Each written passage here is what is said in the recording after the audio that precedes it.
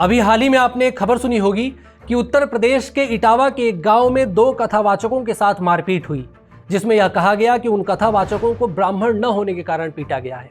इस मामले में अब तक 4 लोगों को गिरफ्तार किया जा चुका है और 50 से भी अधिक लोगों के खिलाफ मुकदमा दर्ज हो चुका है। लेकिन हाल ही में इस घटना में एक नया मोड़ हमें देखने को मिला है। शुरुआत में तो इस मामले को जातीय उत्पीड़न के रूप में सामने रखा गया था, लेकिन अब गांव की ही एक महिला रेणु तिवारी ने कथावाचक के खिलाफ छेड़छाड़ का गंभीर आरोप लगाया है। उनका तरीका गलत था, टच करना गलत था, इसलिए पीड़िता के अनुसार कथा के पहले दिन भोजन परोसते समय कथावाचक ने उनके साथ अभद्रता की, जिसकी शिकायत उन्होंने अपने पति से की। पीड़ित का यह भी दावा है कि कथावाचक ने कलश यात्रा के दौरान उनका हाथ गलत नियत से पकड़ा और जब पीड़ित ने इसका विरोध किया तो कथावाचक ने यह धमकी दी कि वो राष्ट्रीय अध्यक्ष अखिलेश यादव के रिश्तेदार हैं। उन्होंने कहा कि मैंने तुरंत अपने पति को बताया और जब उन्होंने विरोध किया तो कथावाचक पक्ष के लोग धमकी देने लगे, बोले कि अखिलेश यादव से संबंध है, घर से उठा लेंगे। इसके बाद गुस्साए परिजनों और ग्रामीणों ने मारपीट की, जो कि निश्चित रूप से गलत है। अगर कुछ शिकायत थी तो पुलिस को इन्वॉल्व किया जा सकता था, लेकिन अब जब वीडियो वायरल हुआ है तब इसमें जाति का एंगल जोड़ा गया, जो पूरे गांव को एक तरह से कटघरे में खड़ा कर रहा है। गांव वालों का पक्ष यह है कि मामला जाति का नहीं बल्कि छेड़खानी का था। पुलिस की एक स्पेशल टीम दोनों ही तरफ के लोगों की आरोपों की जांच कर रही है और जल्द ही पुलिस कुछ चीजें लेकर सामने आ जाएंगी।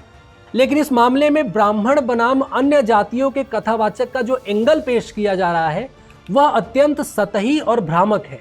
समाजवादी पार्टी के नेता अखिलेश यादव जैसे लोग इस विषय को जानबूझकर राजनीतिक लाभ के लिए हवा दे रहे हैं। सच्चाई यह है कि सनातन धर्म में कथावाचन और भक्ति का कोई जातिगत बंधन कभी नहीं रहा। यह परंपरा प्राचीन काल से चली आ रही है और इसका सबसे सशक्त प्रमाण है महाभारत की व्याध गीता। इस कथा में एक व्याध, एक शिकारी, जिसे परंपरागत रूप से निम्न वर्ग का माना जाता था, वो भी एक ब्राह्मण को धर्म और कर्म का उपदेश देता है। इस उपदेश को भगवत गीता जितना ही मूल्यवान और श्रद्धा के योग्य माना गया है। सनातन परंपरा में हमेशा से ज्ञान, भक्ति और कथा, इन तीनों के लिए कभी भी जाति आड़े नहीं आई।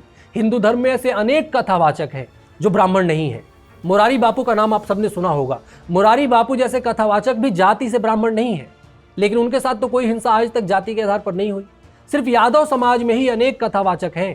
हेमराज सिंह यादव हैं, सरिता यादव जी हैं, शास्त्री नीलम यादव जी हैं, मनोरमा यादव जी हैं, और भी ऐसे कई यादव नाम हैं जो करोड़ों की संख्या में लोगों को कथा सुनाते हैं, पर उनके साथ तो आज तक कोई हिंसा जाति के आधार पर नहीं हुई। कथावाचक छोड़िए, हमारे यहाँ तो महर्षि वाल्मीकि जैसे ऋषि भी हुए जो ब्राह्मण नहीं थे, लेकिन पूरे हिंदू समाज के लिए श्रद्धेय हैं। हनुमान प्रसाद पोद्दार की तो गीता प्रेस गोरखपुर से प्रकाशित रामचरितमानस की जो टीका है वो आज विश्व में सबसे अधिक पढ़ी जाती है, वो भी गैर ब्राह्मणी थे। इसलिए फिलहाल यह कहना जल्दबाजी होगी कि कथावाचक के साथ हुई घटना केवल उनकी जाति के कारण हुई है। सिर्फ इसलिए जाति का एंगल लाना कि ब्राह्मण न होने के कारण पीटा गया, यह थोड़ी सी जल्दबाजी है। थोड़ा इंतजार करना चाहिए। पुलिस कुछ दिनों में सारी परतें खुद ही सामने लाकर रख देगी। कई बार किसी घटना पर हम सबसे बेहतर यही कर सकते हैं कि हम इंतजार करें जब तक पुलिस सच्चाई को लाकर सामने न रख दे।